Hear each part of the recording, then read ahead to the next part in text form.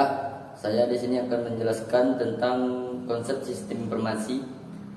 Konsep sistem informasi adalah suatu sistem di dalam suatu organisasi yang mempertemukan kebutuhan pengolahan transaksi harian yang mendukung operasi bersifat manajerial dan kegiatan strategi dari suatu organisasi dan menyediakan pihak luar tertentu dengan laporan yang diperlukan. Pengertian data. Data adalah sekumpulan baris fakta yang mewakili peristiwa yang terjadi pada organisasi atau pada lingkungan fisik sebelum diolah ke dalam format yang bisa dimengerti dan digunakan manusia. Data yaitu kumpulan fakta-fakta kasar yang menunjukkan kejadian yang terjadi dalam organisasi atau lingkungan fisik sebelum fakta tersebut diolah dan ditata menjadi bentuk yang dapat dipahami.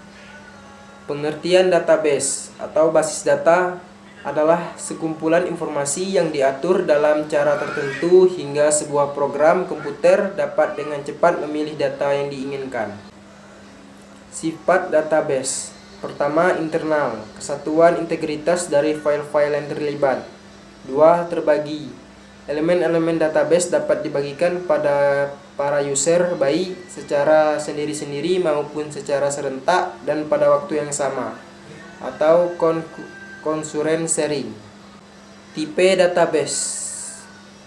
Terdapat 12 tipe database, antara lain: pertama, operational database, 2, analytical database, 3, data warehouse, 4, distributed database, 5, end user database, 6, external database, 7, hypermedia database on the web, 8, navigational database, 9, in-memory database, 10, document oriented database, 11, real-time database real-time, 12, relational database.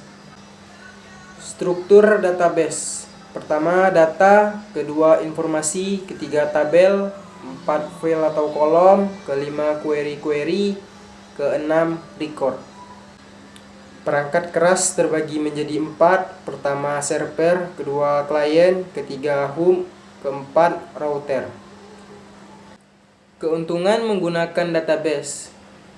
Pertama, integrasi dengan perangkat lunak basis data, kedua, integritas data meningkat, ketiga, keamanan data meningkat, keempat, kemudahan memelihara data perangkat lunak.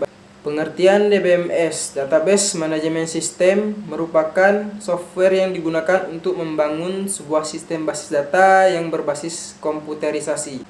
Fungsi DBMS atau Database Management System dalam perkembangan aplikasi dan sistem penting di dunia sangat banyak. Saat ini berbagai perusahaan besar, baik nasional maupun internasional, memanfaatkan database untuk menunjang sistem aplikasinya.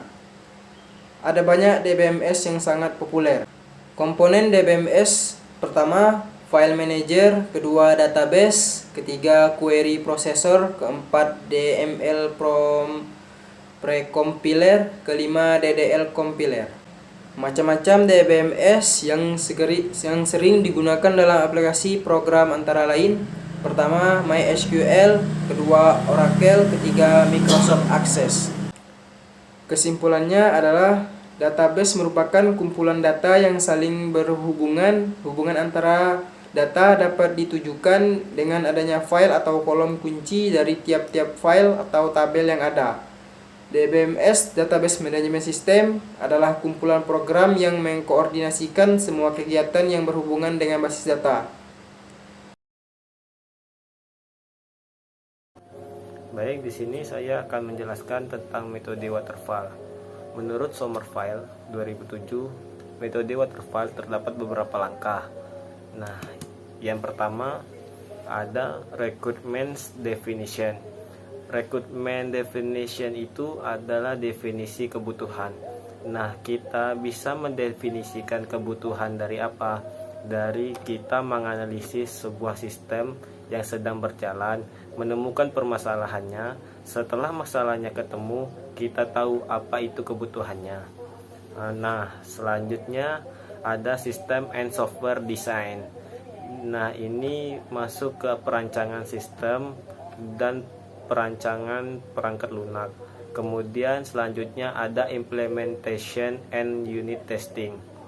Artinya sistemnya itu dibuat dengan bahasa pemrograman tertentu dan kemudian diuji coba dari sisi developer. Jadi sisi pengembang itu dicek apakah ini masih ada bug atau errornya. Baik, selanjutnya integration and system testing ini berarti sistem yang sudah dibuat diterapkan di sana. Mungkin ada beberapa aplikasi yang harus diintegrasi, maka itu harus diintegrasikan, dan kemudian ada beberapa infrastruktur yang harus dipersiapkan atau dieksekusi di perusahaan itu juga dilakukan di sana. Dan kemudian di situ ada juga sistem testing, artinya kita uji apakah pengguna bisa mengoperasikan secara baik atau belum. Dan terus yang terakhir ada operation and maintenance, artinya sistemnya itu sudah digunakan dan kemudian diperawatkan atau dipantau dan dipastikan dia bisa berjalan baik dan benar.